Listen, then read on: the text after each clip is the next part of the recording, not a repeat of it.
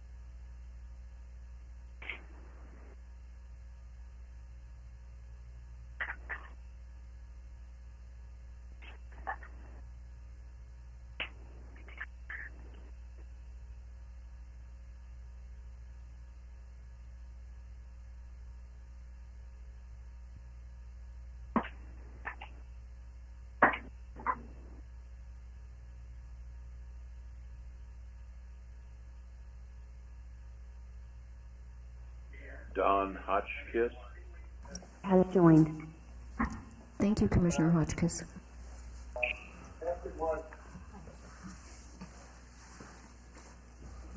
I was about to say good morning, but it's good afternoon. I'd like to call to order the City of Las Vegas Historic Preservation Commission for June the 28th, 2023. Please call the roll. Chair Stodel. Present. Vice Chair Laramie. Here. Commissioner Levine. here. Commissioner Beck. Here. Commissioner Hotchkiss. Here on the phone. Commissioner Serfaz. Commissioner Cosgrove. Here. Commissioner Palacios. Commissioner Moody. Commissioner Purdue. Here by phone. Commissioner Roberts. Here. Commissioner Seabrand. Here. Commissioner Gillespie. Present. Thank you. We do have a quorum. Two on the telephone. Yes, Commissioner Hotchkiss and Purdue.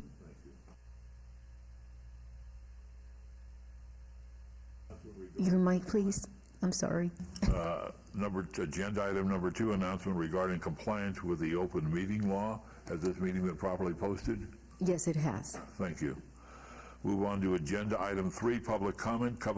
Public comment during this portion of the agenda must be limited to the matters on the agenda for action. If you wish to be heard, come forward and give your name for the record. The amount of discussion, as well as the amount of time any single speaker is allowed, may be limited. Would anybody like to speak at this point?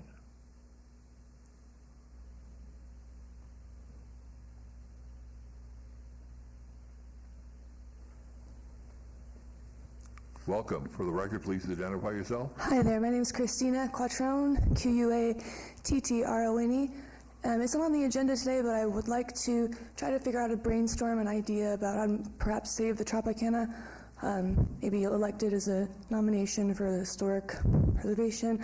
I just wanted to throw it out there, but I didn't see it on the agenda, but I wanted to bring it up at some point, hopefully. We appreciate your time and your energy and your idea. There are 3 options for public comment during the commission meeting. The first is at this point, but that's only for action items. Okay, so on the agenda. We also take comment before the action item, and then at the end of the meeting, it's more open for public comment in general. Okay, excuse me then, thank you. Thank you.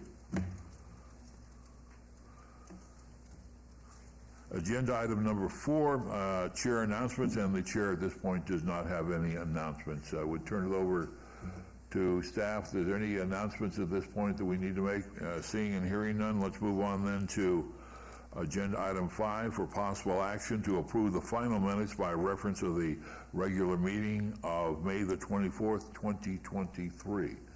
The commissioners had a chance to review the minutes, and if so, would look for comments or a motion to approve. Commissioner Beck, I move to approve the minutes. All right, we have a motion to approve. Any further discussion by the commission? Commissioner Laramie, I can second. We have a second. Any comments from the general public? Hearing and seeing none, all those please say aye. Aye. Hotchkiss votes aye on the phone. Commissioner Perdue, is that an aye? It is. Thank you. Motion carries unanimously with the chair voting with those in attendance in favor of the motion. Let's move on to agenda item 23-0293-HPC1, discussion for possible action regarding approval of a certificate of appropriateness application for the exterior restoration and addition of 2 structures at the Huntridge Theater located at 1208 Charleston Boulevard. Dr. Seabrantz? Thank you, Seabrant, for the record. So this one is a certificate of appropriateness for the Huntridge Theater, and it is a bit of a unique and unprecedented matter because of the settlement agreement with the SHPO and taking over the state requirements. And so we just want to make sure that everybody is understanding that what we're looking at today is the entirety of the exterior of the Huntridge Theater, including the 2 buildings that are on the west side and the proposed on the south side, as well as the theater itself. Just a quick question for clarification. Does the City Register of Historic Places is for the theater? This does not add these elements to the city's register? That is correct. Okay. So we're looking at it because they are attached to the theater, which is on the register. Great. All right, thank you. Welcome. Hello. Exciting project. Please identify yourself and, for the record, move forward. Sure. Jay Dapper, 985 White Drive, owner of the Huntridge. Michelle Murray with Gensler. Hello, I'm Felicia Santiago, Historic Preservation Architect with Gensler as well. Okay. The challenge with the microphone, sometimes you got to lean right into it to hear, so we can hear you, but thank you. Okay. So we would like to present to you our project here that we are very excited about. We understand that this is a rare opportunity to work on such a landmark building and property. So I believe you may have already had a previous look at this package, so I won't stick onto every page here, but I will flip through and get to the heart of it. So these first few slides, you can see we've outlined our understanding of the timeline of this building from its construction in 1944 till today. We have some of our inspiration design images that we're keeping in mind as we go along. We've included photographs for your reference so you can understand the site and the property. The property does have additional buildings, but our main focus, as we already stated, is the historic theater itself.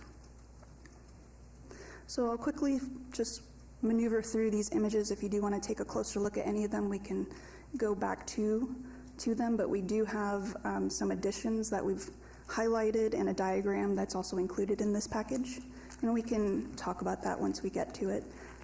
In our demolition site plan, you can see that we do intend to repave the parking lot area, so that is notated here on this drawing. We also have outlined a proposed site plan, and we've identified each of the property buildings that are on this site. We've highlighted the historic Huntridge Theater that we will discuss. Take on this slide, will you take them through all of these buildings and what each one is? Sure, absolutely. So I will briefly tell tell about each of the properties that we have here, each of the buildings. The historic Hunt Ridge Theater, it will remain in its original location. We do intend for the original entry doors to be the main entry to this complex. Next to it, you can see adapted Building D. This building in its massing, you'll see as we describe it, it remains in its general massing shape and geometry, and it will be adapted to a new use and function. Building E similarly will remain in its current state of geometry, and it will also be adapted for the use of this complex as well. Next to it, there is labeled patio, Building E patio. Today it is an open air space, and we intend for it to remain an open air space that will be a dining area, seating area. The two new additions to this building are in the back of the site, and those are labeled proposed cabaret theater and proposed black box theater. So each of these new constructions will serve as theater spaces as a whole of this complex. We did include some interior photographs. As it was mentioned, the pre-rehabilitation needs of this space include the historic lobby and its theater. In our design, you'll see that we have maintained the front door entrance, as I mentioned, in its original historic location. The lobby continues to act as a lobby as it historically did, with entry into the theater that you'll see in our design as well. Here's the diagram that I mentioned where we went through the exercise of identifying the historic remaining original walls. In particular, we focused on the exterior walls, and you can see from our legend where areas have been removed or added over the years. We've also identified any doors and other openings with that as well. So you can see that largely the majority of exterior walls do remain, and we just lost our, it came back. They do remain intact. So we are happy to see that for a historic building, and we will continue to keep those in place. And there are a few areas that we'll identify that we will punch openings into, and that better serves the new program of the space. So here we have our proposed renovation to the theater. You can see where we will include the entrance doors, the entrance lobby, and to better serve the program of this theater space, we will remove a portion of the wall at the rear so that we can get access to that. And I would note that on the rear of the building, where it says lobby, the two areas between the columns, those have previously been removed during a previous renovation. There is a concession stand area that's located there today. It's not original to the building, so that will be removed, but we will make use of those openings. This is level 2, known as the mezzanine, where the 1944 movie projection room was located. You can see that the walls of the projection room up there have been removed over time, and the space has been reused as recording studio space most recently. So it is vastly different from what it was originally. The exterior walls, we still intend for those to remain in place. We in our design are keeping those. And so this shows our intent. We do show a double door there. I'd like to mention that the double door on the proposed plan is no longer in our design. We've found a better solution in our effort to maintain the historic character of the building. So very quickly, we do have plans here of the additions. This is intended to show how we will incorporate the egress path. So you can see our egress is largely on the exterior side of the building where it says egress loading on the proposed plan level 1 and level 2.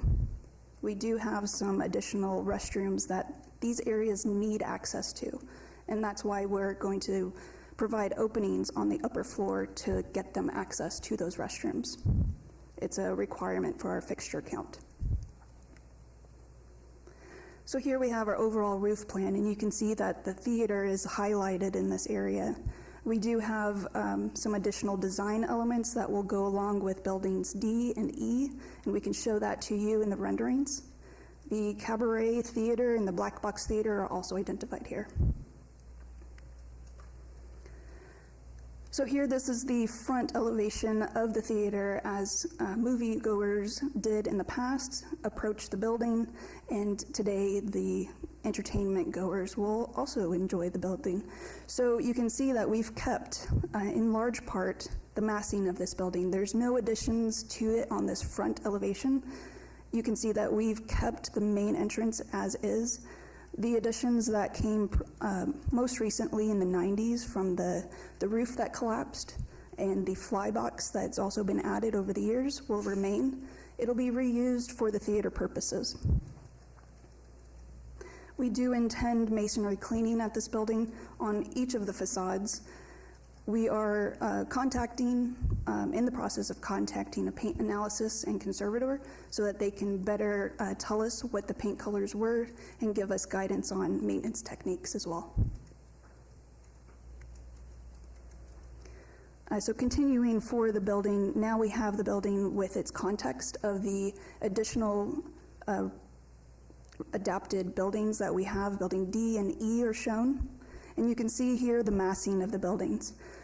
So the red dashed lines that you see, that box, is the current building massing.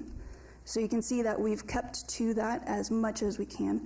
And I would like to point out that if you look at the west elevation, rather than maintain the entire massing of what is there now, we've pulled back in a great deal what that looks like, and it's better visible from the renderings, which we'll get to.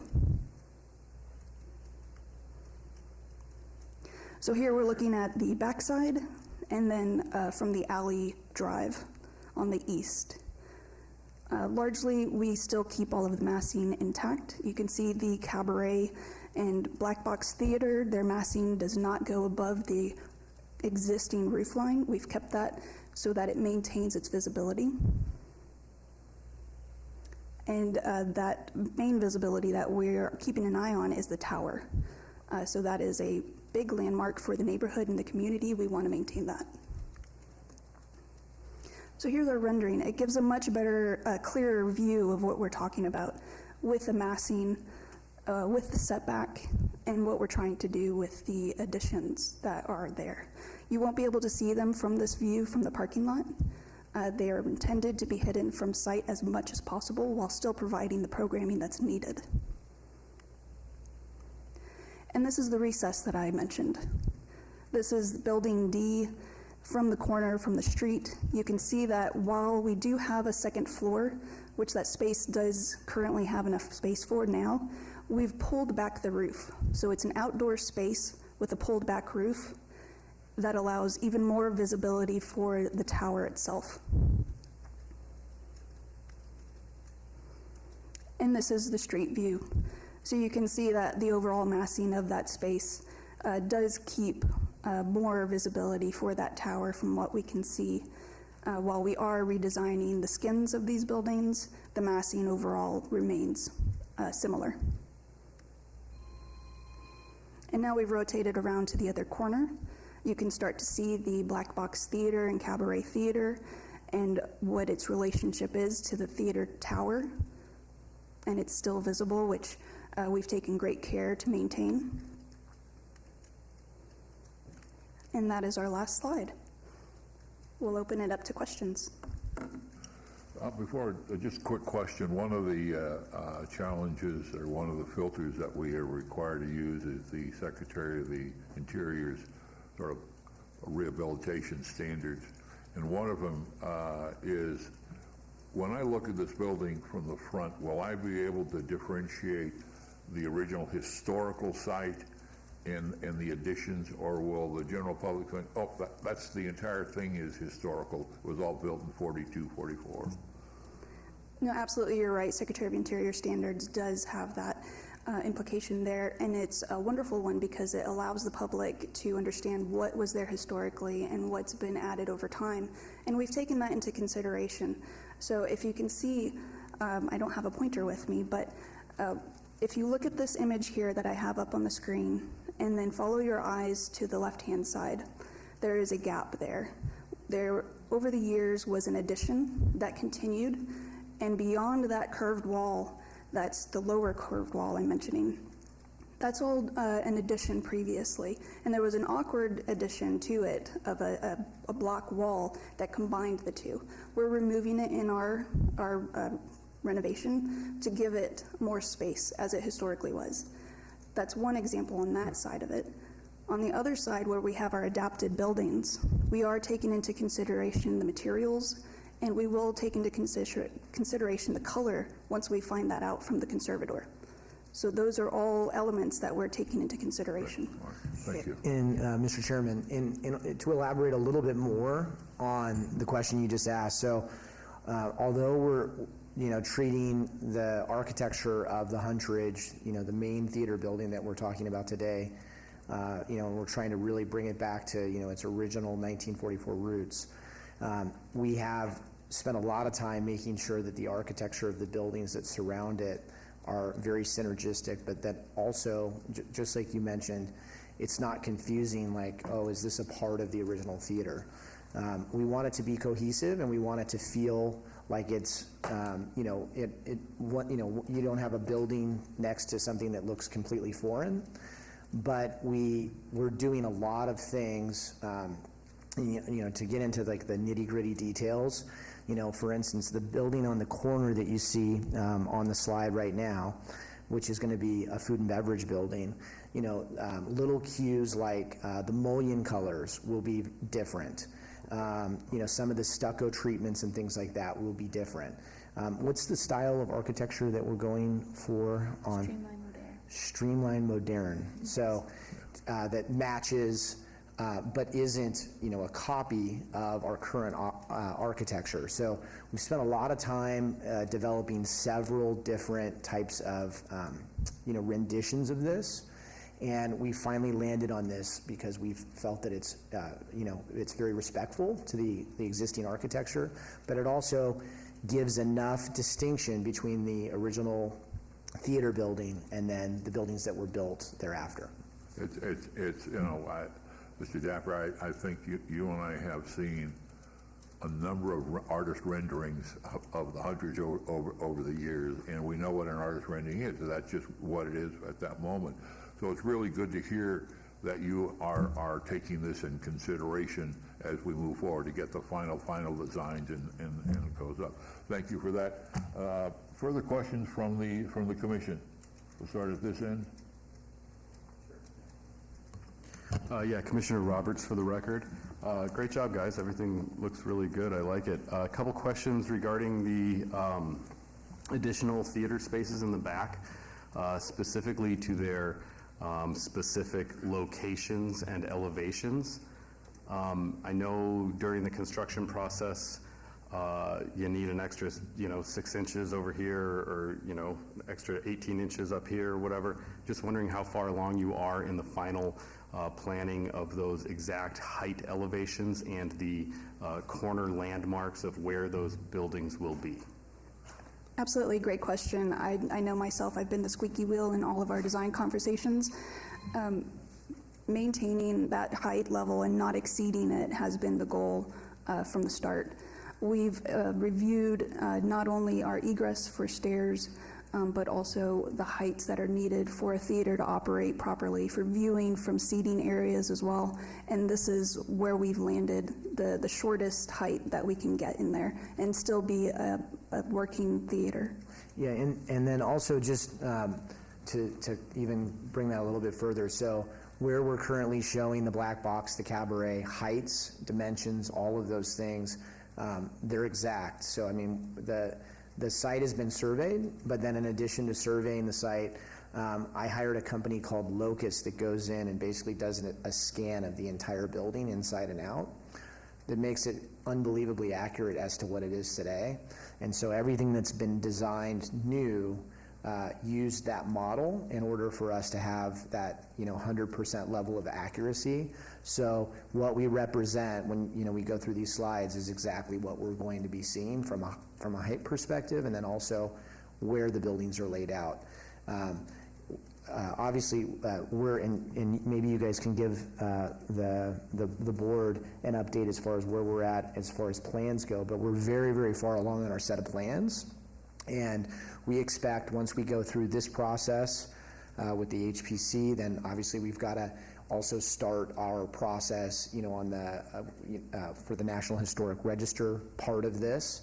And then once we, complete getting our entitlements, get those approvals, we would be submitting, to the building department and then constructing the building. So a lot of times when somebody shows you a rendering, it's nothing but a rendering. In this case, there's substance behind it, a lot of planning, a lot of man hours have gone into this, and this is what we're going to see once the renovation is complete. Yeah, follow up to that, Commissioner Roberts, again, for the record. So I didn't see any dimensions noted on the, unless I'm incorrect there, but I don't think I saw any dimensions for.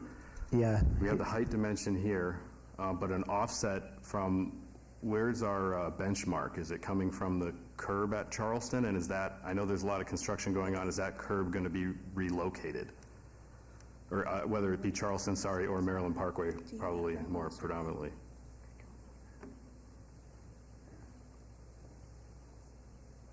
Yeah, so your question is, so the dimension we just showed you on the plan, that is accurate. So those dimensions. The height dimension, we're saying? Correct. Those are accurate.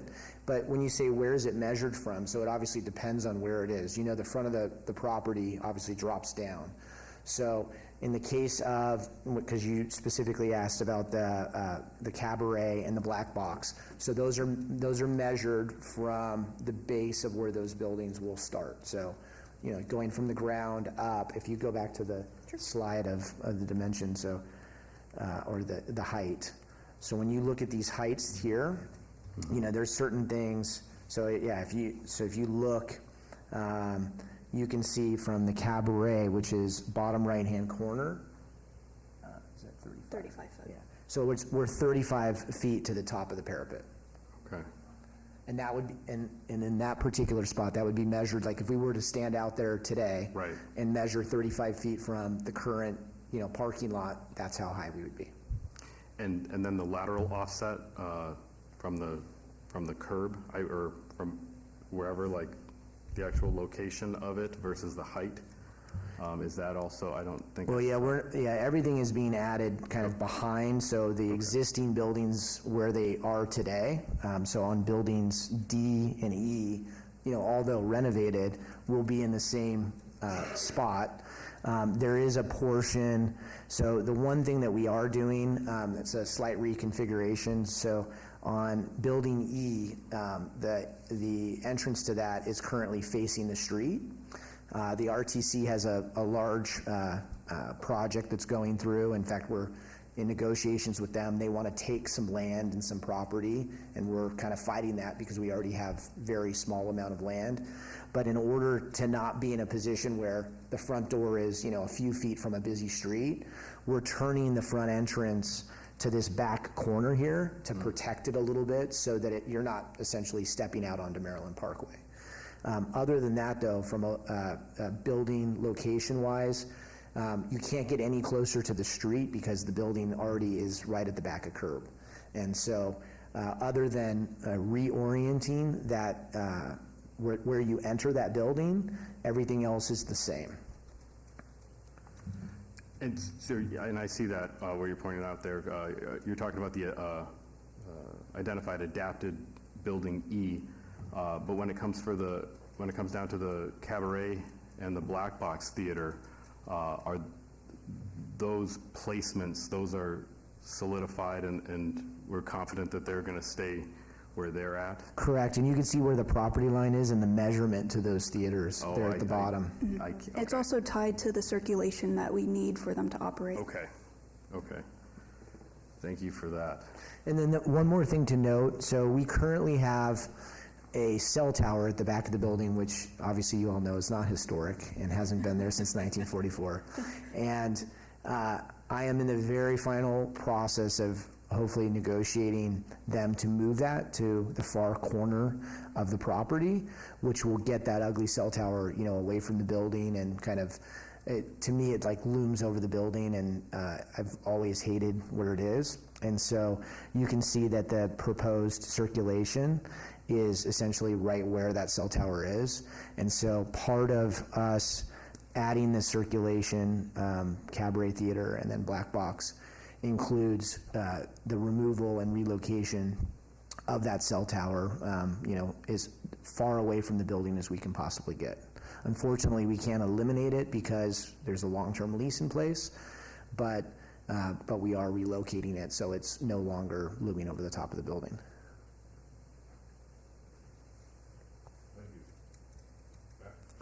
Jack Levine for the record. The proposed circulation, is that air circulation or people circulation?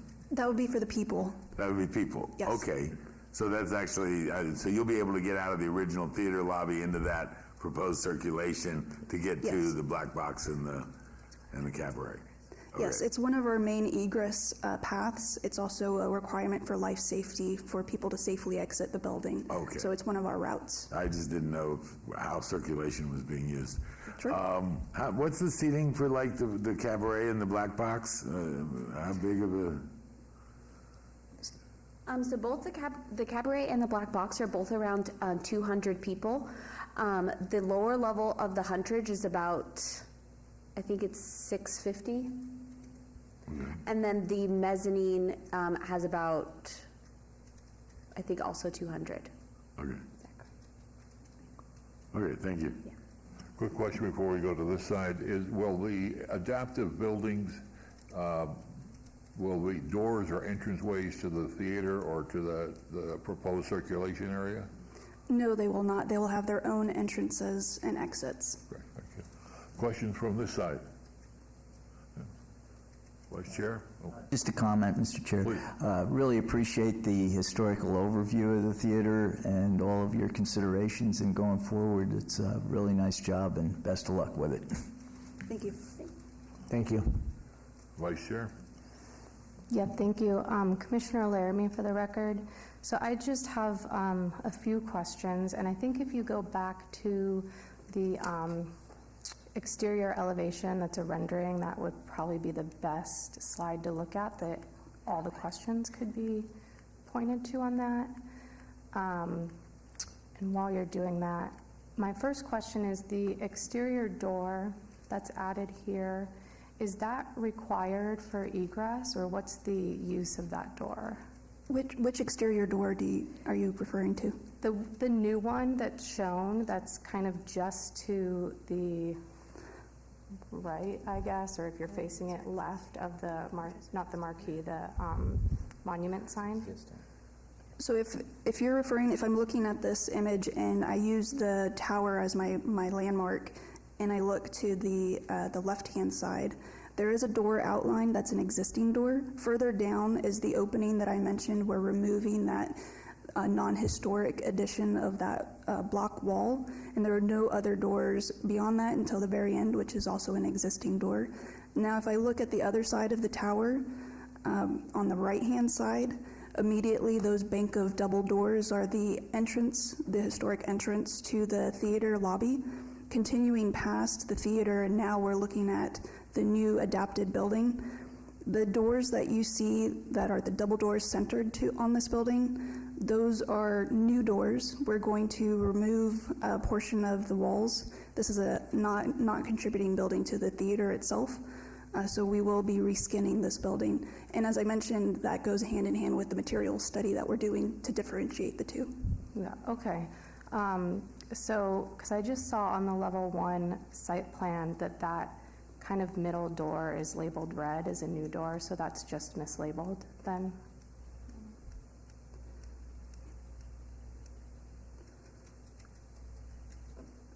I think you may have passed it. Oh, did I?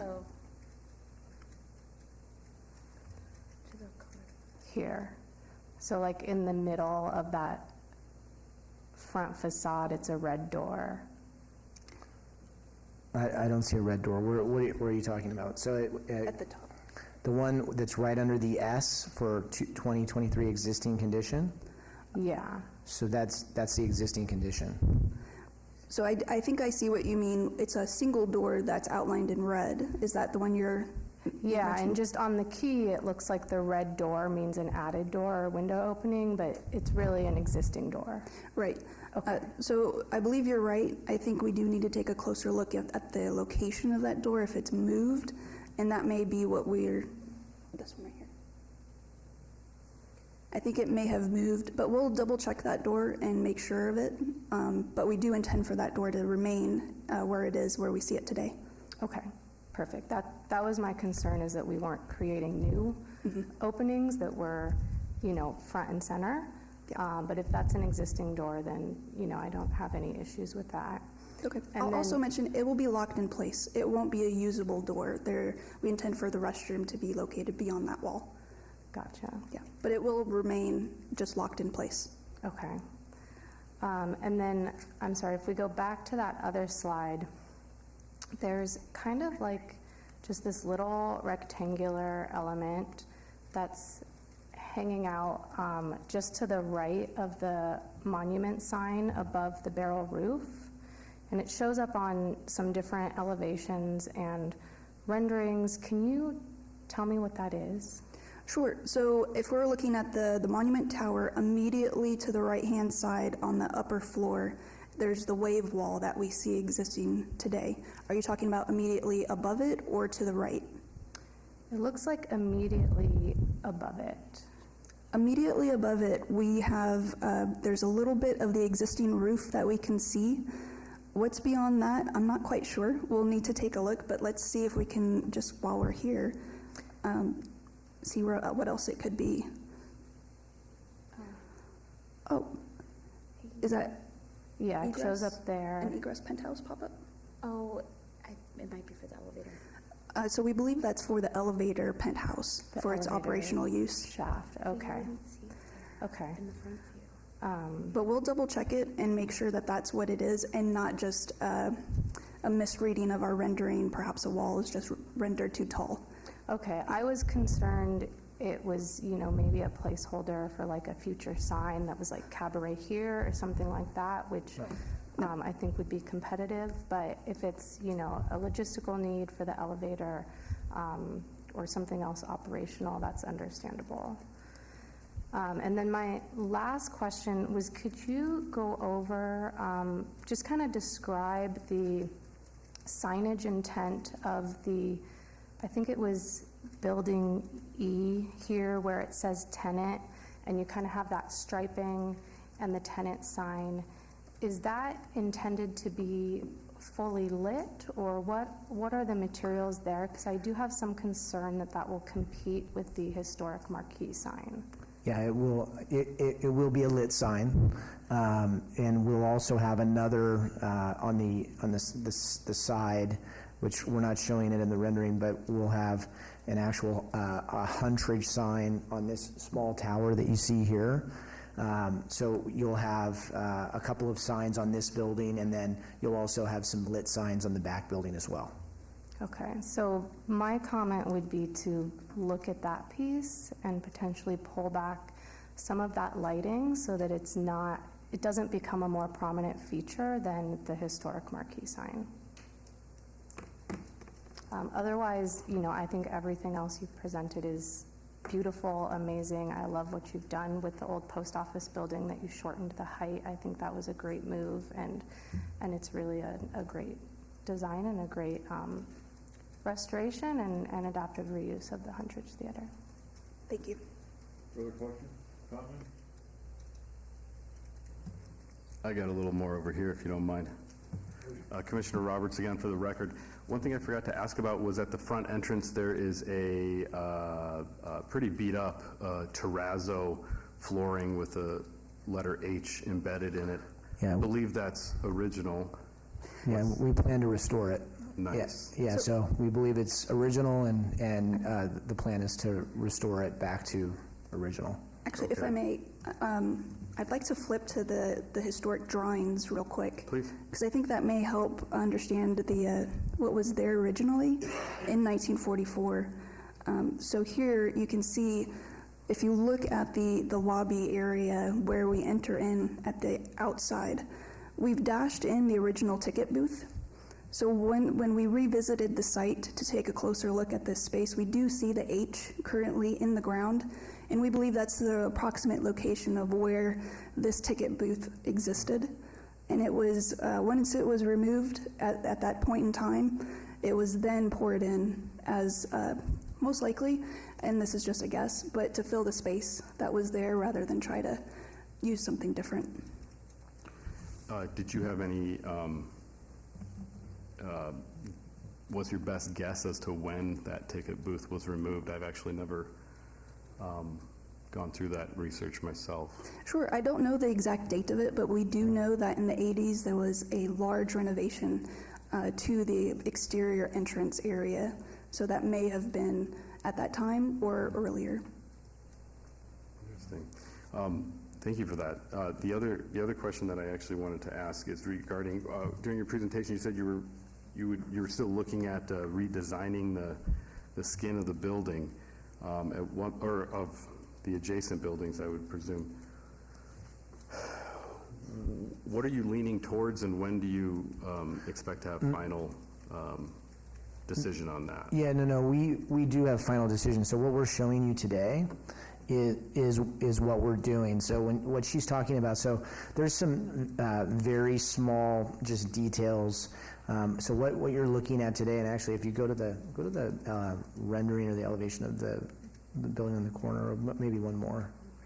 Yeah, so I mean this is what you're going to see today, and what we're moving forward with.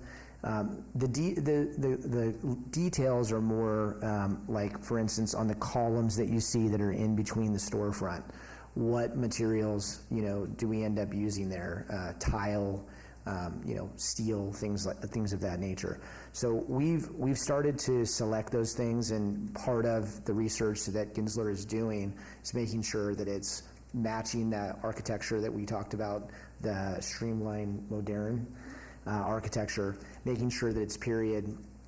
This morning in the office, we reviewed finishes and colors and things of that nature. But like, for instance, I was talking before about the detail in the storefront glass. So like, instead of, a standard anodized mullion or a black mullion, which you see, pretty much everywhere when, in new construction, we've got kind of a gold, like a custom gold color on the mullions to match that type of architecture. So it's just we're getting down to the most minute details to make sure that even though it's impossible for us to know on like, for instance, this building, we've got some very early photographs of this building, either very late 40s or early 50s. But it's impossible to know what the storefront glass was, in those buildings. And so what we're trying to do is complement, but also make it different than what we'll use over at the theater. So thank you for that. But the final finishes, the final wall finishes have not been selected yet. Is that correct? No, we're waiting to see what the art conservator will come back with for the finishes. And once we have his report, we'll be able to make a better, historically appropriate selection. So, and to that point, the conservator, are they generating a preservation treatment plan, or what are they generating for you? That's something that we'll talk about with them. Okay. So we're still in discussion of what it is his services will be. Okay. I would strongly suggest that it helps act as a very clear guiding document to kind of answer a lot of questions that maybe wouldn't have even been, posed originally. So I'll leave it at that. Thank you. Thank you. Please. Jack Levine again for the record. Is there enough parking for this? Once you take out, there's going to be a big chunk of it comes out for the new cabaret and lounge. Yeah, so we've always known that when you say, is there enough parking? So based on current standards, no, we're not going to have enough parking. Even if you were to remove the two buildings next door, meaning the two buildings that we're looking at here, we still wouldn't have enough parking. I own the property across the street, or a couple of properties across the street, and we know that right now street parking is legal up and down Charleston on both sides. One of the things that will make it possible for us to kind of have a little bit better parking situation here is because all of those spaces will not be used at the same time. You're not going to have a situation where the main theater, the black box, and the cabaret is used in the same night. These extra theaters are being built so that there is constant activation at the property, realizing that it's not possible to have the main theater activated 365 days a year. It would just be impossible. And so on days when the cabaret or the black box is in use, the main theater would not be in use. And so you have a varying amount of parking needed on a day-to-day basis. Obviously, the food and beverage is open 365 days a year, so there's a parking need there. And then in certain days, the theater won't be in use at all. But the goal is to either have either the main theater or singularly the black box or cabaret theater in use. And then today, obviously, all of downtown is challenged with parking. We know that. We're landlocked on two sides, with streets, and Resco's not, or is it Resco? Yeah, Resco's not going anywhere. So unfortunately, there's no additional parking to pick up. There is one house that's at the back of the theater that it is a possibility that we buy and add some additional parking, kind of like I did at the Huntridge Theater the Huntridge Shopping Center across the street. But other than that, we look at things like ride share, the enhanced public transportation, the BRT program that's going to be, basically right at our front doorstep. And it's our hope that between things like ride share and the enhanced BRT, the walkability of, downtown. I've already been in discussions with the RTC about moving a couple of their bike shares onto our property, so that will also help as well. Great, thank you. All right, we always have one more question. One more. Commissioner Cosgrove. So I've seen some of the public transportation plans for Maryland Parkway. Would it be possible for you to work with them to maybe have people park at the Boulevard Mall and then ride a bus up? Yeah, possibly. I think everything's on the table. We're right now talking with them. First and foremost, because we have such a small amount of space on the side of the building, we're trying very hard to not have, a bus stop essentially there, because obviously to have good circulation between all these buildings, that's needed. And they've been pretty good to work with. I worked with them across the street. I actually gave them some additional land to expand their bus stop there. They've come back and they've asked for some more. As far as the overall plan and how people will get here, I think that there's going to be a lot of potential options. I'm also working on an arts district garage off of Casino Center, right next to the Mission Linen Building. And that is just a few blocks away from the RTC building, which will obviously tie to this BRT project. And so conceivably, if all of these things happen within a reasonable amount of time, the BRT project is complete, you could potentially park in the arts district, at our new garage there, walk a couple of blocks, jump on the new BRT line that will be there, and be at the Huntridge in 2 minutes. So, and we think that there's going to be more garage projects. The city is obviously actively pursuing more, because parking is the key to kind of the activation of some of those areas. And so we're hopeful that all of those things together make it work. Excellent, thank you. All right, I think that's it. The last comment, I think, with all the questions that from this commission, I think it represents the community's wish for success almost as much as you want it to be successful, that this commission, whether it's kind of the question about parking, not necessarily in a certificate of appropriateness question, but it's just to show you the interest we have in the success of this program. It's historic, from being built in World War II to being the first theater in our community to be open to everybody. And that's a significant thing that occurred at the Huntridge Theater in Lloyd Katz. To its architecture, to the culture that's occurred at that, whether it was movies, premieres or the live music that took place. All that's important to the community and this commission. But what's more important is what it means to me personally, as being an usher at the children's matinee on Saturdays while I was in high school, and usher was make that lowercase. It was a flashlight, take your feet off the chair in front of you, but it was a moment in the history of this community. So, with that, if there are any comments from the general public, if not, I would look for a motion. Commissioner Surface, I'll make a motion to approve the certificate of appropriateness and also congratulate you on this fine effort, and best of luck moving forward, and we're here to help and guide this tremendous project and improvement in the community. Commissioner Hotchkiss, second. Commissioner Laramie, before we vote on that, Diane, are we able to condition our approval on the redesign of the signage of the old post office building, or is that not within what we're approving today? For the, when you mentioned that you wanted the illumination of that signage to not overcompete on the historic? Right. Okay. Yeah, we can, if that is what the commission wants the motion to be.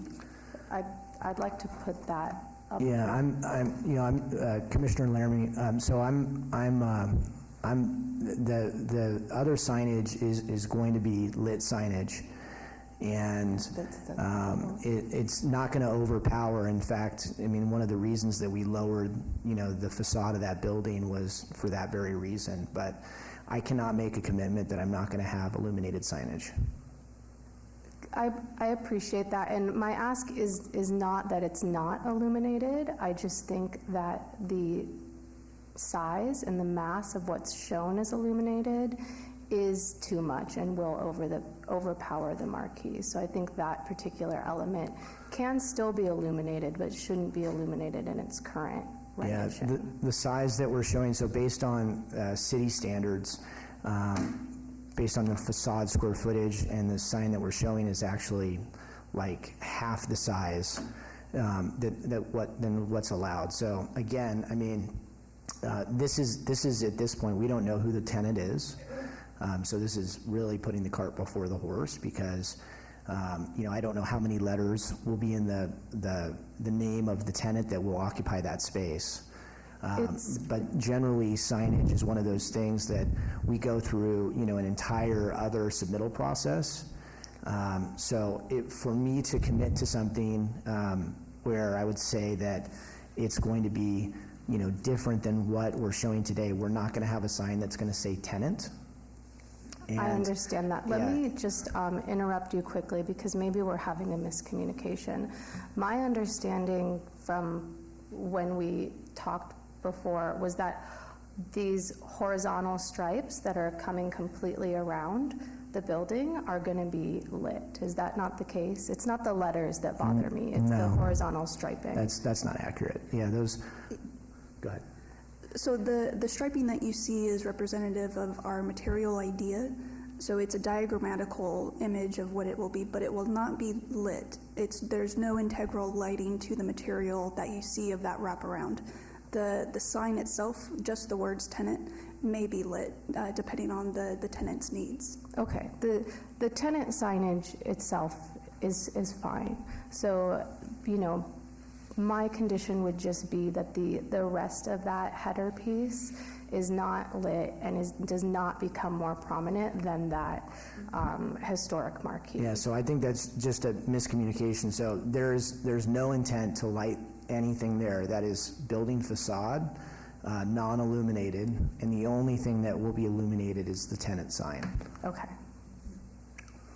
All right, so it stands now that the amendment, there is no amendment to the, or are you making an amendment? If so, what is it?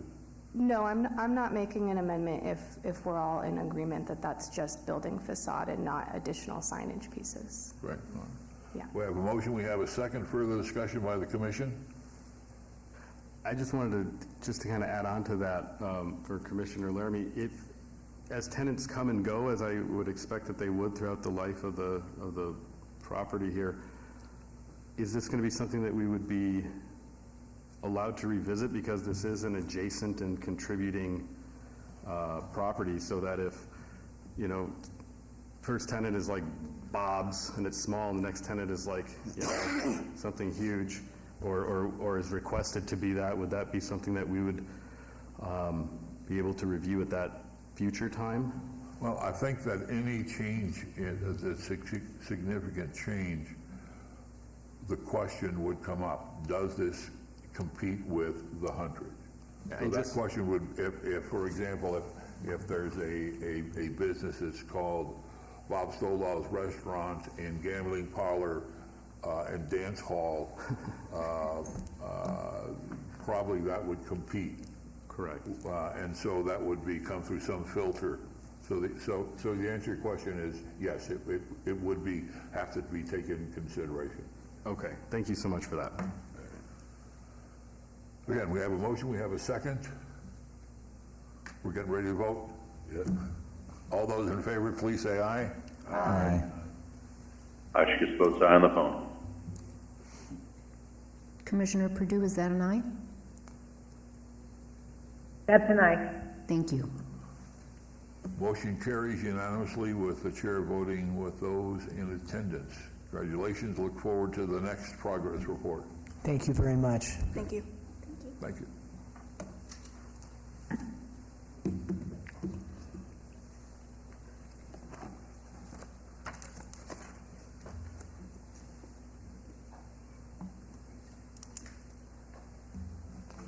Let's move on, please, to agenda item number 7, 23-0261-HPC1, discussion for possible action regarding approval of the grant in the amount of $6,365 to the Westside School Alumni Foundation to reproduce Our School, Our Community, Our Time, 1923 to 1967, the title of the book, and authorizing the chairman to execute the grant agreement as approved by the city attorney.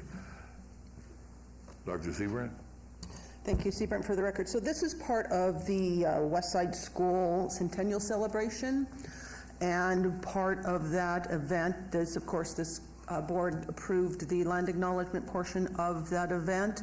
Our Centennial Commission is funding a parade and event at the school, and this is another portion of the celebration is to update and reprint the existing book that was printed in 2012, was it? Mm-hmm. So this is just for the, like I said, update and reprint of that one, so they can be distributed at the event. And our guest? Okay. Good afternoon. My name is Brenda J. Williams. I am the founder and president of the Westside School Alumni Foundation, Las Vegas, Nevada, 89106. In addition to what Dr. Seabrand just told you, what the new amenities will be and added value, as the gentleman just spoke about the hundredth and the renderings. Well, we had renderings of the Westside School by KME Architect, and we had the renderings in the old book. So I contacted Mr. Mel Green, and he authorized me to use the actual new pictures. So we'll have added value to the new book, both showing some of the renderings and then what the actual school looks like right now.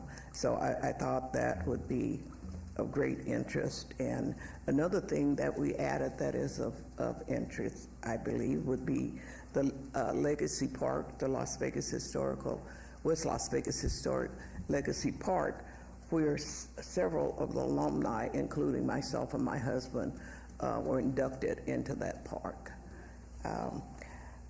I want to just tell you a few things just quickly about how we got started as an alumni foundation. And it was back in the day, and I won't tell you when. But anyway, a group of us who are alumni from the Westside School, didn't feel that there was any effort being made to preserve the historic value of the West Side School. And because of that, the history in Las Vegas would fall prey to either being demolished, omitted, minimized, politicized, revised, or compromised. So we knew, as alumni who had lived the story, that we were best prepared to tell the story from our perspective. And therein lies how our mission statement got started. And we said our mission is to educate the public on the history and value of the oldest standing school in Las Vegas, and to promote and support projects that stimulate growth in the community, and to encourage development of the school as a cultural destination. And those are our three main points for our mission, and actually we have done those. We've accomplished that. So now we're seeking to add value to the book by updating on a second printing. The second printing will have in the book, on the copyright page, a copy of this certificate. This was a certificate of commendation from the Historic Preservation Commission back in 2013. So we're so proud of that we actually had it reduced and then was inserted. So proud of that we added it to our bookmark. So we would be proud again if you honor us by approving our grant request. Any questions? Question? You want to show everybody? You can put Sure. it right, I don't know right where to here. show. Put it right here. Okay. And so everybody can see that in general. Right here? Yep, exactly. Oh, okay. So to my left, you'll see these are renderings. So those have been replaced with actual photos of the renovated school, which is really pretty. The next page here, down at the bottom, I was never happy with this last photo. It looks like it's in, I don't know what it looks like, but anyway, that has also been replaced. So we'll have some old and some new in this book. Some of the things that we have done is made some minor corrections that you wouldn't know was there if you weren't a West Side School alumni. One of the things that we're most proud of is the list of 73 teachers that were at West Side School. And I really, just 3 weeks ago, read the full list of names that the individuals who taught there. And one of them was Helen J. Stewart, and another, Maud Frazier. A lot of people on the Clark County School District Archives Committee were teachers at West Side School and they now have schools named for them. Dr. K. Carl. It's just a lot of people that you just wouldn't believe how far back this history goes. So the school opened in 1923. It closed in 1967. We have here in this book a letter from the last principal, the only male principal at West Side School, only African-American principal at West Side School. His name was Dr. Peasley. And on April 27th, he wrote in his school, I guess the school paper, that he didn't anticipate that the school would reopen for the school year 1968. And true to his thought process of whatever insight he had, the school did close at that time. I could talk forever. Question? Quick question, Jack Levine, for the record. Is this book like given away, or is this a fundraising book for sale, or? Let me explain that to you. How is it distributed? Okay. All the proceeds, I work for free, okay? All of our proceeds, probably 95%, goes into our scholarship fund.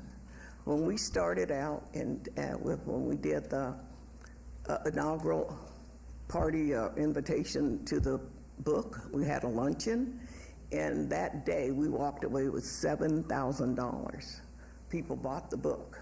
Okay. At that time, we went to the next semester, we went to UNLV, and we took $5,000 and presented $5,000 in scholarships to upward bound students, kids that are from diverse backgrounds, ethnicities, who couldn't afford to go to school.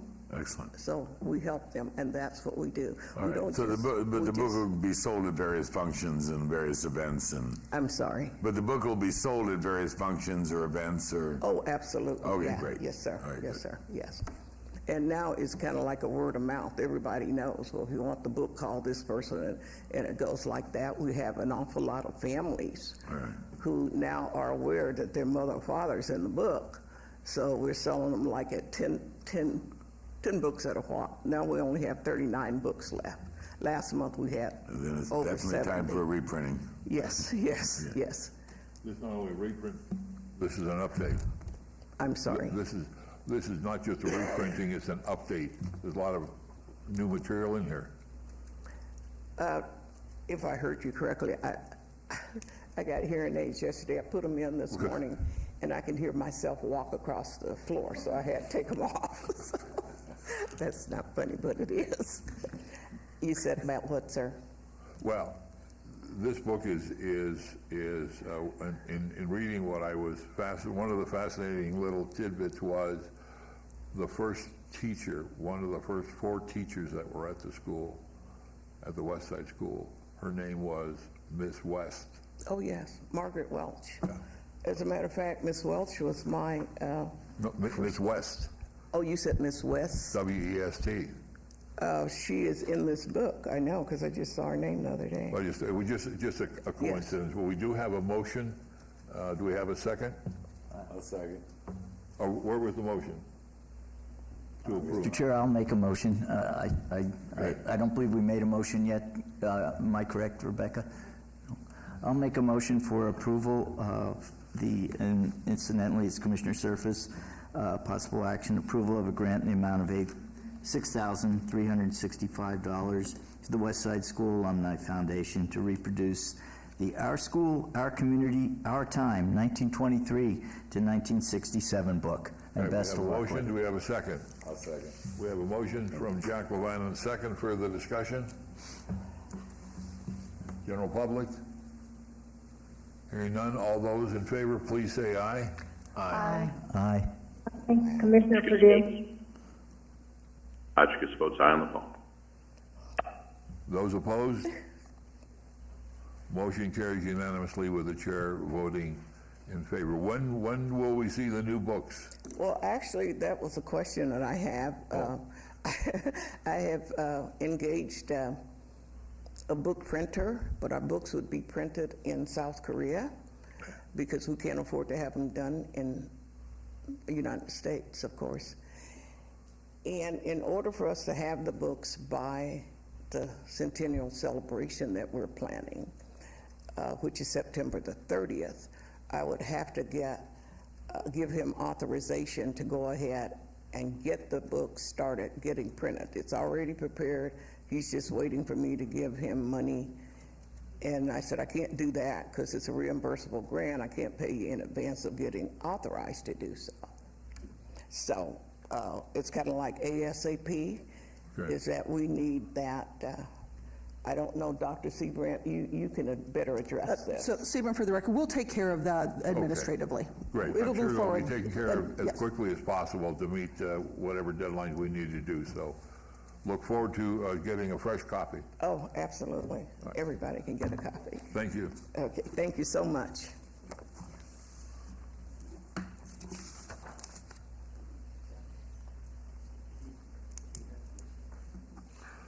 Let's move on to agenda item number 8, 23-0295-HPC1, discussion for possible action regarding approval of the final intensive level survey of historic African American resources in the West Las Vegas neighborhood, an area roughly bounded by Cary Avenue, Bonanza Road, Rancho, and Interstate 15. Dr. Seabrand? Thank you. Seaver for the record, sorry, I was writing something down. So we actually have not heard back from SHPO on this one, so we're going to have to obey this one if we can, please, until our August 23rd meeting, and by then we will have everything completed.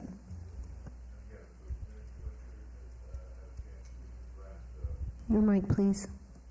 And if any commissioner has had a chance to read the draft that's within the board packet, send any comments to Dr. Seabrandt. Look for a motion to obey until our August 23rd meeting. Commissioner Cosgrove makes a motion. Do we have a second? I second. Beck. We have a motion. We have a second. Further discussion? General public? All those in favor say aye. Aye. Hotchkiss Aye, votes aye. Purdue. Those opposed? Motion carries unanimously with the chair voting in favor. Let's move on then to item number 9, 23-0296-HPC1, discussion for possible action regarding approval of the final report Where the Living is Easy, an architectural survey of the Charleston Heights neighborhood in Las Vegas, an area roughly bounded by South Rainbow Boulevard, West Charleston Boulevard, Vegas Drive, and South Valley View. Dr. Seabrandt?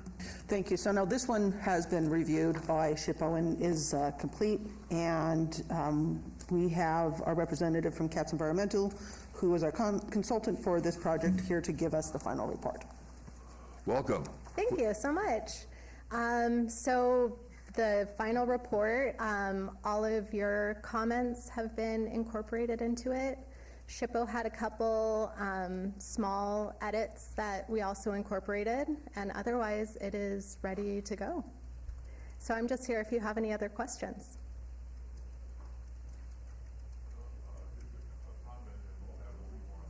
Mike, please. Next agenda item, but having an opportunity based on your work to look at the main neighborhood, and sometimes you have to squint a little bit.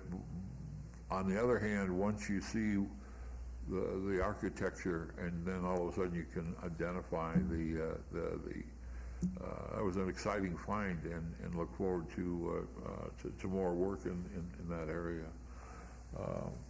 Look for a motion to approve. Commissioner Laramie, I motion to approve. Commissioner Roberts, I'll second. We have a motion to approve and a second. Further discussion of the commission?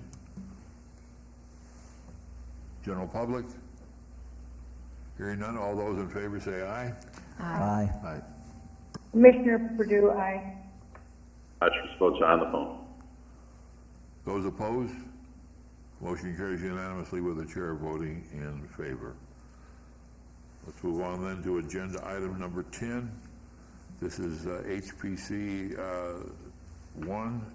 23-0297, discussion for possible action regarding the approval of funding the amount of $21,000 to conduct an intensive level historic research survey of the Cliff May homes as a potential historic district, roughly bounded by Evergreen Avenue, Heron, Easy Street, Upland Boulevard, and Idle Avenue. Just an aside comment, all interesting street names as you drive through. Dr. Seabrandt? Thank you. And this is a direct result of the survey that we just approved. And this was mentioned at the last review of the Cliff May homes, where the consultant found this really great pocket of homes that deserve a intensive level survey. And we have, during our past neighborhood meetings, spoken to the majority of the residents in that area, and they are very excited about potentially being added to as a historic district. And so we do need, though, an intensive level survey in order to present this as a historic district for both the city, and if we can do it for the National Register as well. And Zoanne is here to answer questions if you have any questions about the survey itself, or you can ask me questions about the funding. So we are asking for $21,000 to complete this survey, and we would take this directly out of our HPC funding, which we do have enough to cover, and should be completed in, sorry, Zoran, will you tell me how long it'll take you to complete this one? I'm trying to remember what we talked about on the phone, because we're talking about a potential start date of August. Yes. So I think we said May 2024. Yes, so about a year we should be able to have it done. Oh, I was hoping next week. Wouldn't that be nice? Quick question, it was, in driving the area, it was interesting. I mean, because there's no right angles, they're all off on this kind of an odd with, will you cover that, why their streets are that way? Is that part of what a survey would do, or just, I'm not sure why they're not, because you got right angles coming from different areas, and I was wondering whether that's something that the developer did or the architect did, as far as saying, we're going to have streets like this. I think as far as the streets go, that was the developer's decision when he platted them. But you do see with some of the Cliff May houses, the ones on the corner, they're oriented a little cattywampus as well, which I'm not sure if he did that to go along with the curvilinear streets, or if that was just one of the aspects of his designs in Las Vegas or in other cities that he developed in. So hopefully the survey, when we do the additional research, will start to uncover some of those things. And whether this neighborhood is similar to ones that he did in other cities, if it stands apart. Just an aside, can the commission be informed when that meeting with the public or with the neighborhood? I think it's one of the 3 meetings that you're going to have a meeting with the neighbors. The past neighborhood meeting or the future? So we had the future meeting or the past meeting? A meeting that I think was part of the grant request. Yes, we will have a neighborhood, we haven't picked a date yet. Okay. But we'll sort out that agenda or that actual schedule of when the dates will be. We usually do it within like a month or 2 of starting the survey, so that Ann can gather some information, that we can go to these neighborhood meetings with some, more involved research than what is from the initial survey. But once we do have the meeting set, we'll obviously let everybody in the commission know so that you can attend. Great. Further questions? If not, looking for a motion? I'd like to make a comment, Commissioner Roberts.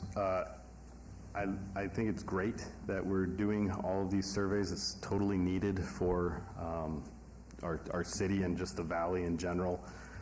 So this would be a great first large step towards adding more homes to the historic register. I wanted to ask if and when this gets completed, what would the estimated timeline be? This is probably for staff, but what would the estimated timeline be? You want to just, Diane knows where I'm going with this. Yeah, I know where you're going with this. Go ahead. So, yes, it's not a quick process. So once we have the completed survey, we have the meetings, and we have everybody that has signed off and says, yes, we want to be the historic register, that will come here to the HPC for approval. Then it has to go to the Planning Commission. Then it has to be finally approved by City Council. So depending on when that is, it can be 6 months to a year process. And again, it depends on when deadlines are. It depends on when we can get the documents onto each meeting agenda. So we have to follow internal deadlines. So it will be within a year, but it's not going to be like we finish the survey and it's on the register. So just to clarify, Commissioner Roberts again for the record, so that the year would be the same year or a year after the survey? It would be like, so you're looking at, if this survey can be done within a year, then you're looking at another 6 to 12 months to actually have it on our register. Okay. I mean, hopefully sooner than 12 months, but we give ourselves 12 months because we don't know how long it will take to pass each phase. Would it be safe to consider the additional 12 months a worst-case scenario? That would be a worst-case scenario, yes. Okay, excellent. Thank you so much. All right, look for a motion. I'll make the motion. Commissioner Roberts, for the record. We have a motion to approve. Do we have a second? Second, Commissioner Beck. Further discussion in the commission? General public? Commissioner Purdue, yes.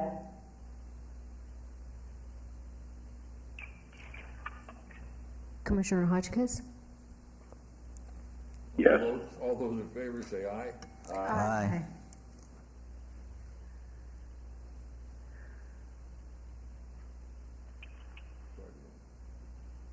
Commissioner Purdue and Commissioner Hotchkiss, those are yes, right? Yes. Thank you.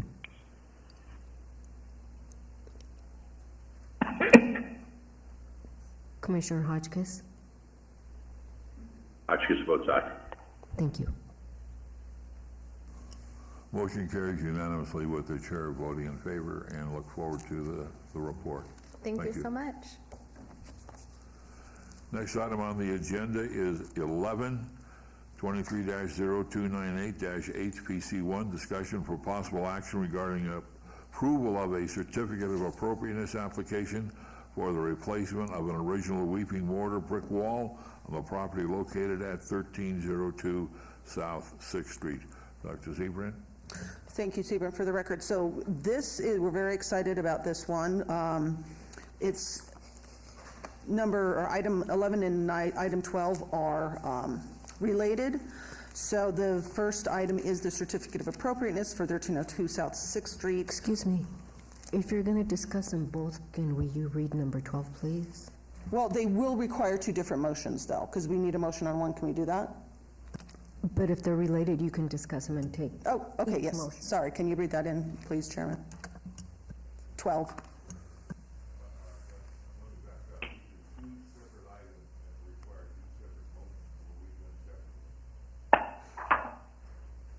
When you go to make your motion to vote, you'll have to make motions for each individual item. However, if you're going to discuss both items, just read item 12 in as a related item to be discussed simultaneously. However, the votes will need to be separate and distinct.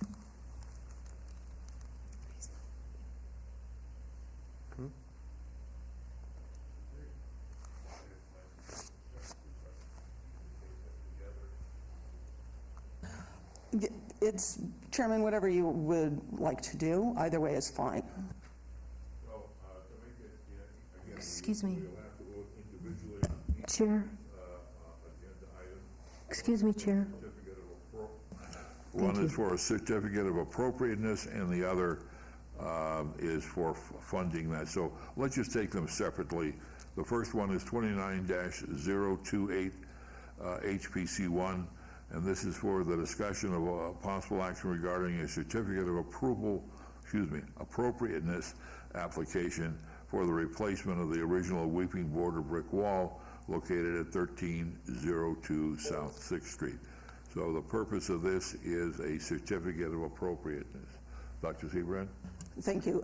So the certificate of appropriateness is for the commission to vote on as far as actually completing the work. And I'm sorry, did you read a number 12 as well? No. Okay, so we'll just take them separately. So this is just for doing the actual project. Right. So we want to make sure that this is done cleanly, and we don't want any weeping afterwards other than on the wall. Please, tell us a little bit more, introduce yourselves, and tell us a little bit more about the wall. Sure, introduce. And why we should issue specifically a certificate of appropriateness. Absolutely. Yeah. My name is Ray Lathrop, and I live at 1302 South 6th Street. And I'm David Figler, also live at 1302 South 6th Street. Thank you, Chair Stoddall and the Commission for entertaining this item today. Not only am I a big fan of the Historic Preservation Commission, and not only was I involved, although not as strenuously as I have in years that followed, with the creation of the historic John S. Park neighborhood designation, but I'm always too happy to appear before this esteemed body and contribute whenever I can with regard to the historical preservation of our beloved city and specifically our area. A little bit about the house first and why we're in the process of seeking first a certificate of appropriateness. I've been in that house since the year 2000, so for 23 continuous years. The house was built in 1951 by the esteemed Las Vegas architect Aloysius McDonald. He also constructed our adjacent house to the direct south of us, which was owned by, and still is owned by, the Sims family. Both incorporate the same very unique weeping mortar style of masonry. The original plans are the original owner was an individual named Leslie Kingsbury. He and his wife Gladys had retired here and built their dream house in the John S. Park neighborhood at that site. They became quick friends with the Sims family and both decided to retain architect McDonald and that both would be in that same style. It is very unique and it's very distinctive to the neighborhood. The houses share a common wall, and that's the wall that is on our property that has found itself in disrepair. Interestingly enough, when they were building the homes, the concept was to keep, through consistency purposes, that weeping mortar style on all the exterior elements of the home, which added to its distinctiveness. As you can see, it's part of the John S. Park walking tour that the city had put out some time ago, and we actually get a featured picture in there, although this is a reproduction of a reproduction, so it's not the best. And you could almost see that wall, but what you can see in it is that all the elements, external elements of the home match the house as well, not just in the color scheme, but also in the style. There were very unique brickwork that was done at the time, bricks that don't exist anymore in standard size. And so the very unique nature of it and how it was constructed is consistent through the flower beds, the planters, and the wall at issue. So over the course of the last 72 years, nature and the elements have taken a little bit of a toll, and as you can see from the picture that was presented to the commission, the wall has become structurally unsound and is at risk of deterioration. We wanted to replace it because obviously of the historic standards and we're in the historic designation. We would have to come forward for the certificate of approval or appropriateness rather to be able to move forward. We can't just throw up some, and nor would we want to throw up something that would be a bare minimum requirement of what would make it through, if anything would make it through, but because that wall is such an integral part of the entire architectural structure for our neighborhood and being distinctive at that corner of 6th and Franklin, we felt that it would be not only appropriate to try as hard as we can to find artisans within the community who can as cleanly and as accurately as possible recreate that weeping mortar components that match the rest of the house and also, as it goes, our neighbor's home. But in discussions and coordination with our neighbors who are still in very good touch with Doug Sims, who was born in the house next to us, still is the owner of that home. His father had moved out here with the family in that time period to take over the management running of the Flamingo Hotel when the prior owner of it met an unfortunate accidental lead poisoning. That said, Chester Sims was a great contributor to the community, raised his family in that home, and we have an outstanding relationship between the two houses. So that's why we're seeking the certificate of appropriateness, that the wall with the stats that we had submitted in the application is absolutely appropriate to replace as best we can that wall, which is visible from the street, to its original splendor. A couple of quick questions. One, are you going to save any of the bricks, reuse them anyway? That's a tough one. We have walls in our backyard as well, which are not visible to the public. that also replicate that weeping mortar that are original. We've tried to salvage them. That was the first instinct, was to utilize some wall space that was in their backyard and transport them. Because of 70-some years, it's not available to us. We had asked, they will crumble.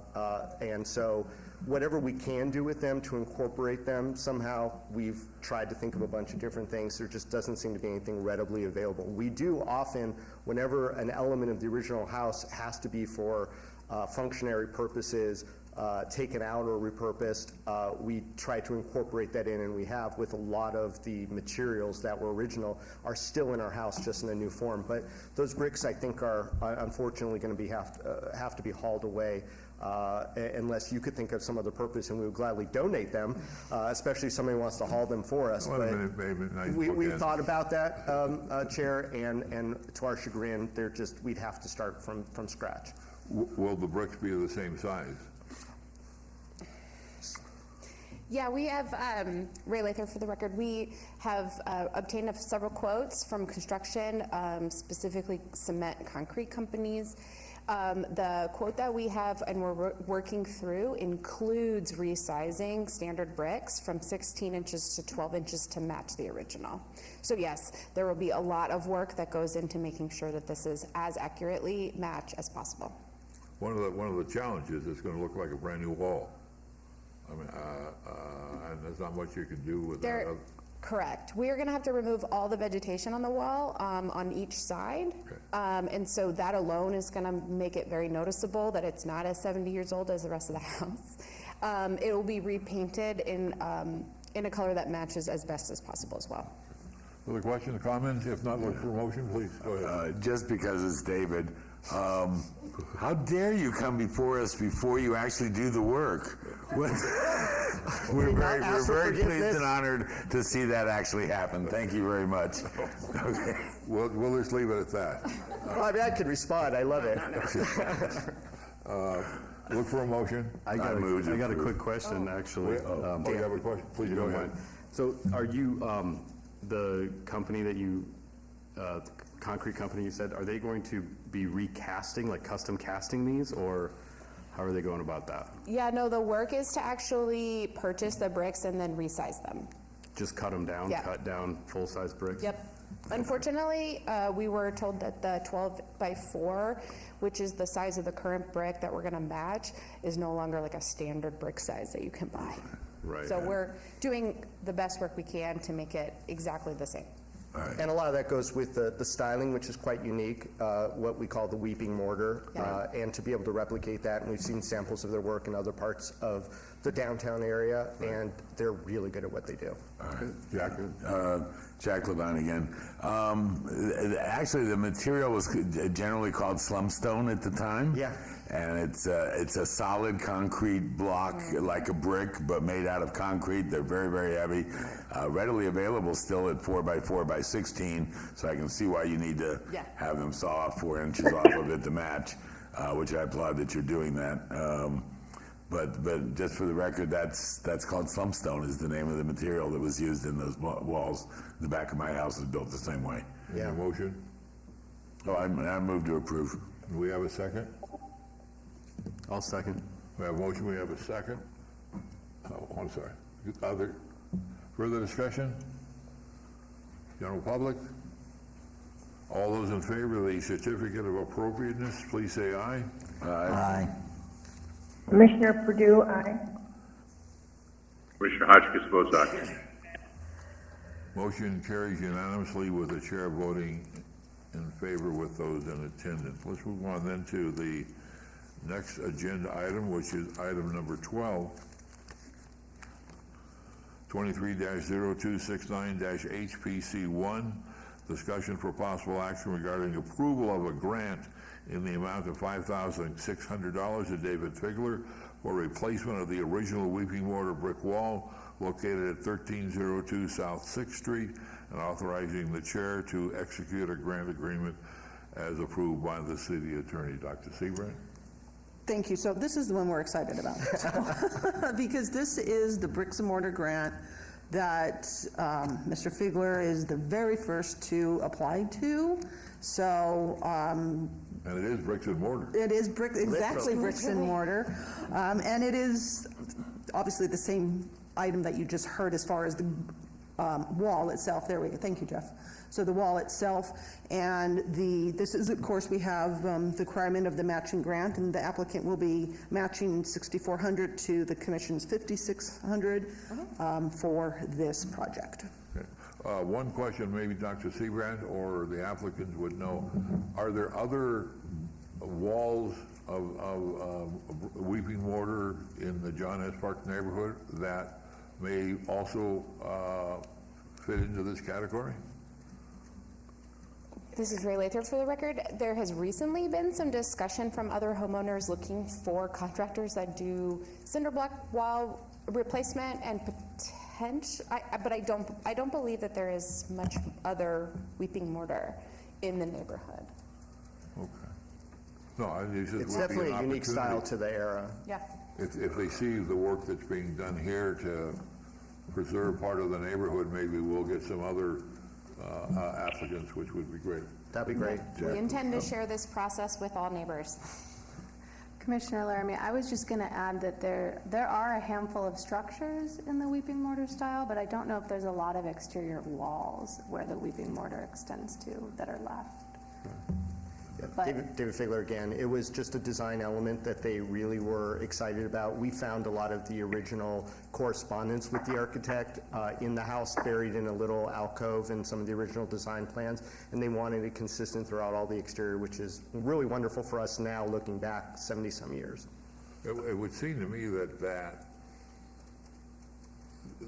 do we know who the bricklayers were? I mean, there's a bit of art that goes with just laying these bricks rather than just slapping them down. There's a good chance that they're not with us anymore. Okay.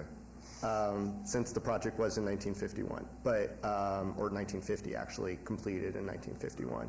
But I didn't go that deep into, we have some of the receipts actually from like Von Topel's, it said like the house lettering, the numbering 1302. Actually I have each individual number costs 45 cents at Von Topel's, and I have that receipt. It's kind of wonderful. Jack? All right, so there's weeping mortar like all throughout the downtown neighborhood. Yes, It's yeah, not a of very course. uncommon thing. I can't recall any that's actually in the dividing wall between the properties. So it is unique in that respect also. I would love to put a stipulation on this that you carefully document and photograph and allow either us or you, and let's get it out there and on the Facebook pages and whatever as a method to advertise the fact that this grant exists. We've been talking about it here for the 14 years I've been on the panel, and we've never gotten anybody to actually apply for it. So I think just as a not only for the people in the neighborhood. Help us market this. Yes, to publicly market this. And make it part of the record that all who listen be known that we will share not only the process, but the process as it exists and document it as such. Both us and our neighbors are just so proud of our houses, and we would want to share that with everyone. So whether it be by stipulation agreement or just knowing that we're going to do it anyway, whether you require us to not, we are definitely into that. Well, anyway, we would love to see the full documentation, and let's find the ways through the social media, not only to publicize it within John S. Park and Beverly Green, the existing neighborhoods, but to also use it as a method to try to promote gaining the historic district for other neighborhoods as well, to tell the general public that such a thing exists, and it's one of the benefits that we have these grants to getting historic designation for your neighborhood. So we would appreciate your cooperation with that. Well, and you'd be proud to know that as we stand now, the neighborhoods are communicating better than ever before, and have really formed into a working coalition of neighborhoods to improve the neighborhood on all levels. Well, who could be responsible for that? Thank you, Ray. All right. Michelle? Oh. Sure, Commissioner Laramie. I was just going to mention, Diana, as part of the grant, they will be given a yard sign, right, that like has the Centennial logo and says that it's like funded or part of a bricks and mortar grant. Do I remember reading that? We do have that. If this board does approve this grant, and if the owners allow, we will have a place to sign in the yard. Yes. Yeah. I mean, it's not going to distract from that big sculpture across the street from us, but we'll proudly present that to the neighborhood as well. Maybe people will stop and take a picture of that too. All right. All right, do we have a motion? I'll definitely move to approve. Commissioner Laramie, second. We have a motion, we have a second. Further discussion? General public? Hearing none, seeing none. All those in favor, please say aye. Aye. Those opposed? Commissioner Votes on the phone. Sorry. That was Mr. Both of them, all right. Motion carries unanimously with the chair voting in favor of those in attendance. So any rough idea when this is going to be up and done? Right away, we're going to submit it to our contractor. Hopefully the quote will stay where it was, and we'll move forward with construction ASAP. We're really eager to do that. We don't want to see that wall crumble. I think that would complicate the process, so we're on top of it. Thank you once again for leading the way. Thank you for your time. We're so proud to be the first on this, and hopefully more to come. Great. Thank you.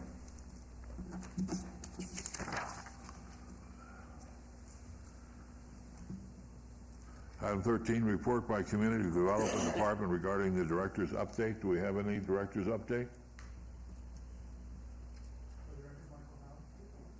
For the record, Michael Howe, no, we have no updates. All right, then let's move on to 14, report by Community Development Department regarding project updates. Dr. Seabrand? Thank you, Seabrand, for the record. So just a couple quick updates. So the certificate of appropriateness that was denied at our last meeting for 1819 Beverly Way, the property owners did appeal that to City Council, so that will be at the July 19th City Council meeting. The board is not required to be there. You are welcome to attend that meeting, but I will be there with our legal. We also have our surveys that are still in progress. The Rafael Rivera and Twin Lakes are in progress as our design guidelines.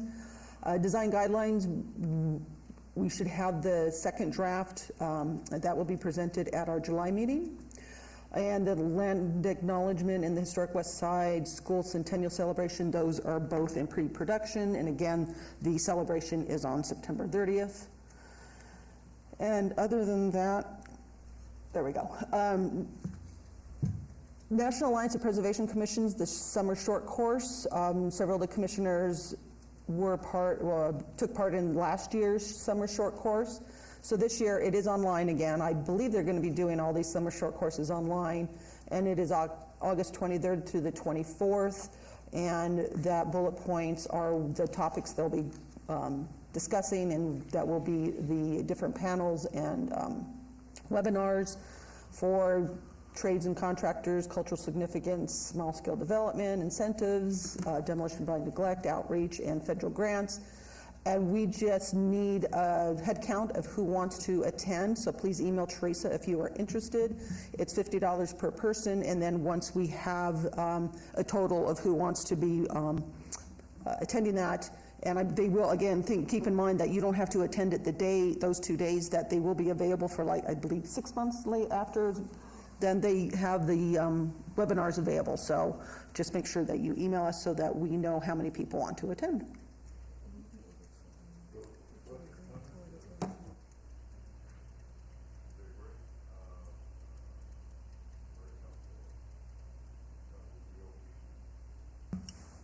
That preservation commissions around the country deal with. So, next item on the agenda is 15, 23-0300 HPC1. This is material that was in the local media, including losing another motel on East Fremont Street, the Lucky. No, Seabrand, for the record, it wasn't lost. So the roof was damaged, but it's still standing. Okay. It's in not as good as condition as it was before the fire. Thoughts, comments? These are all still very helpful. Item number 16, discussion regarding topics for future agenda items. Comments made during this portion of the agenda by individual members of this commission shall refer solely to proposals for future agenda items, and any discussion should be limited to whether or not such proposed items are within the purview of the commission and whether or not such proposed items shall be placed on a future agenda. No discussion regarding the substance of any proposed topic shall occur and no action shall be taken. This side? This side? Yeah. Vice Chair? Commissioner Laramie, I just wanted to put another bump on the conservation district item. I know it's on the list somewhere, but especially with the design guidelines now coming through, I would love to revisit that topic, and if there's interest to expand our ordinance to include conservation districts. And then my two bumps would be where we stand on getting the nomination for the National Register of Historic Places for the West Side School amended, and the same for the old Las Vegas Fort Helen Stewart Ranch, where we stand on getting those nominations amended, or at least the process where we are. Yes, please. Jack Levine for the record. Is there any way that, I don't know if we have to vote on it as a rule or just as a suggestion here, that if we know there's people in the audience with agenda items that, the public has come down to address, for example, the Weeping Mortar Wall, that we can move that into an earlier agenda item or bump those up instead of having those people have to sit through the entire meeting to get to their item? Well, state law allows you can move agenda items at the meeting. All right. So can that just be suggested anytime, or does that have to be requested, or? I'm not sure there's a formal,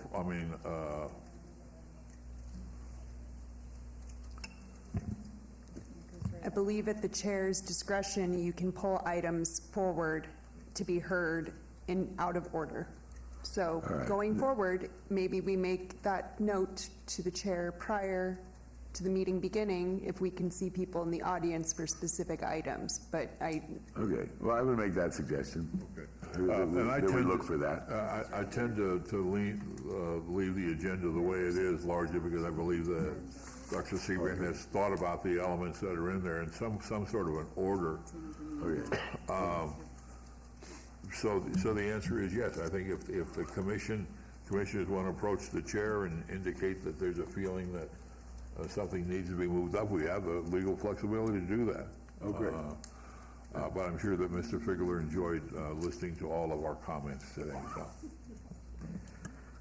Commissioner Roberts, so I think that given the latest hotel or motor court on Fremont, another fire happening there, several fires or other types of damage occurring at properties throughout the valley and within the city of Las Vegas. A lot of the damage that occurs after is done actually by the fire department. So the fire department, not intentionally, but is necessary to create a good amount of damage to these properties in order to conduct their work. I know that there are other means that could be identified to the fire department. I wonder whether this commissioner, we could identify a specialist to offer training to the fire department staff as to when they're attending a fire or an emergency at a specific property. Is there a way that property could be identified as having certain care taken for it? This could be a further discussion, but I'd just like to mitigate that damage. I think that we could, without very much effort, probably reduce a good 20 to 40% of the damage that's conducted by them without impeding their effectiveness of their job. And I'd be happy to brainstorm further on it, but it's just kind of this ongoing issue that I kind of keep seeing with the fire department creating a lot of the damage to these buildings themselves. Right, and as you said, it's not because they're in there and enjoying destroying it, it's just that trying to make it safe. But if there's opportunities, if there's professional growth opportunities in that area. And I think if you could find something, a specific class or university or institute that provides that training and send that information, we think we certainly begin the process to moving that forward. And I'm sure that the fire department is always interested in additional training in whatever area it is, and preservation of historic buildings. I'm sure that they would take that class under consideration. So, Hey, great idea. just a quick follow-up. Has the fire department ever been involved in any capacity with the HPC or in any other historic? I think Dr. Seabrand, didn't you bring? Yeah, we did. So this is before Commissioner Roberts' time on the board. It was, oh my God, 2020, 2021, we had the guest speaker program, and we had the fire chief come and he was one of our guest speakers. So yes, I mean, they are aware of who we are. Okay, so would that be a good starting point, or should I kind of reinvent things from the beginning? Or what would there be a suggestion I could? Well, can we talk about that offline then? Absolutely. Okay, thank you. Item 17, citizen participation. Public comment during this portion of the agenda must be limited to matters within the jurisdiction of the committee. No subject may be acted upon by the committee unless the subject is on the agenda and is scheduled for action.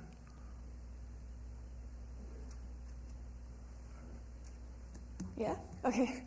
Hi, again, I'm Christina Quatron. A little bit about me, I'm just a little bit more closer to the... Is that better? There, thank you. Okay. Just a little bit about me. I'm just a regular citizen born and raised in Las Vegas. Family came from Calabria, Italy. My pap worked at the Tropicana from when it opened till the day he died. Mom, Rio, Dad, Caesar's Palace. So I'm a daughter of Las Vegas through and through. Live in 89121, Paradise, Casa de Amore is my jam. Tony's Pelotros, right across the street. In any case, deeply, deeply love my city. And a lot of people seem to do that little trick. I've learned a lot this past few weeks, just about our systems and our processes. I didn't even know this existed, which is awesome. I didn't know about the brick and mortar program. That's really cool. If you need help with that, I can try. But in any case, with the A's news, when that came in, I don't mind change in Las Vegas. You know, that's what it is. I'm used to it. But this one just felt wrong to me. And as I delved further and further into it, I just, why this one? Why can't we just have one that's not just torn away and taken? When you live out here long enough, especially when you're born and raised out here, you see things just taken from your childhood memories and built back up with something else. And I just would love for one time Nevadans to win, you know. But I don't have a team behind me or anything, but I do have a library card. And I have a lot of curiosity and a lot of love behind this. So I would love advice on what to do next. And I realize that it could be, you know, it could still be demolished, and that's fine, but maybe we could think of something like how San Antonio, where the Alamo is, how they have that Daughters of the Republic of Texas, and they take care of things in town. Maybe we could, that beautiful stained glass, we could take that, preserve it. I know that there's an auction or whatever with that, but in any case, just, I would love for... May I apologize here? I'm sorry. No, please, let me apologize. I want to listen to what you have to say. Yeah. But this is my error. I missed exactly what building that you're talking about. I'm so sorry. It's the Tropicana. Oh, the Tropicana. The Tropicana. Okay. And now, you understand that that's in the county, and this is Paradise. the city. Where the city line is Sahara, so we don't have jurisdiction out into the county. But I think your general thesis still fits within the city of Las Vegas, although we have nothing to do with the Tropicana or bringing the A's here. Right. Thank you. If we could just like maybe save some of it on the inside, I don't know what museum might tend to that, but I do feel like its culture is significant, in particular to the Italian American community. we don't have much to be proud of, so I just... So this is Commissioner Cosgrove. Right over here. Oh, hey. Hi, Good to see Dr. you. Cosgrove. Hello. Yeah, so, okay, and so she contacted me about her feelings about the Tropicana, and so she does know it's outside of her jurisdiction, but she is interested in historic preservation and things that she might be able to do. Yeah. So I think that would fit within the education mission that we have as a commission, to maybe give her some advice, or maybe she could talk to Diane or anybody that's on staff to know if you're a community member, and of course it's private property, so they're going to demolish it if they want. Would there be things that she could do in order so that we could remember the property? Yes, thank you. Thanks. It's okay. Well, I think that there's 2 or 3 different opportunities, different directions I would recommend. Okay. And one of them is to start almost at ground zero with you've heard this, you sat through our meeting, so you have some idea of the things that we work on within the city limits. But they're the similar kinds of things that could take place in the county, but our jurisdiction is well within the city. Okay.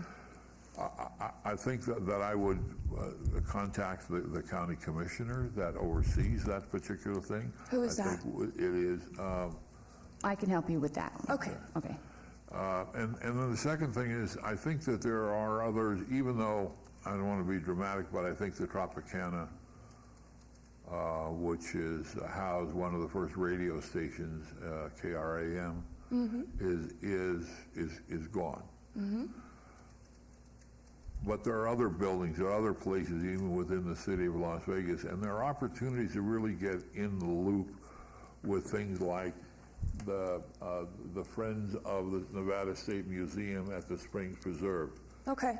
Joining an organization and that brings you into the loop and those kinds of things, and gives you access and information and training to help move these things forward that you're clearly passionately involved in. You know what it's more of? I think it's more of just the respect. Just the respect of, I feel like what we're really lacking community-wide is, when people come here and they move here and then they get what they want and then they leave, it sort of leaves us picking up the pieces in the wake of that, and things that are gone, like, visually and childhood things. I feel like we don't have enough of those things to keep us rooted in town. Right. And that's why I'm passionate about this one, because it's like, well, it sort of seems like it does have other people behind it, but I don't care about baseball. I don't care about any of that. I just care about Vegas. I care about us.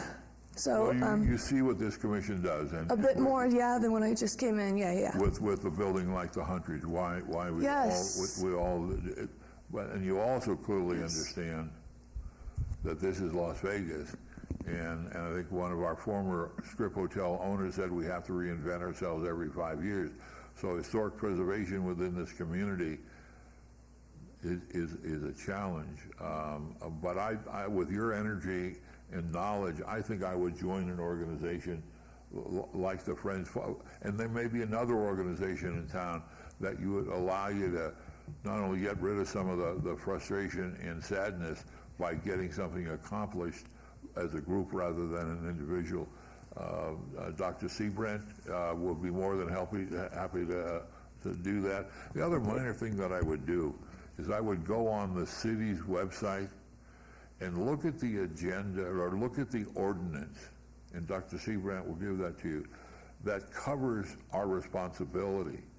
And within that ordinance, it's almost like you'll be taking a 101 class in historic preservation. It tells you where the opportunities are to make a difference. And so Dr. Seabrant will give that to you. And lastly, thank you for sitting through all of the meeting. I hope you found something worthwhile. Oh, I did. Amazing, actually.